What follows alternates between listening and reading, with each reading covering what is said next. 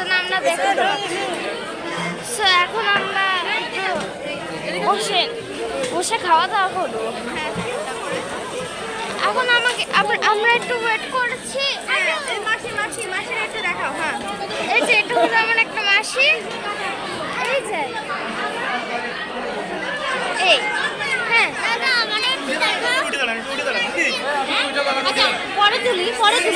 এখন আমরা এই যে একটু বসে নিই। ভাইকে দেখাও তোমার ব্লগে।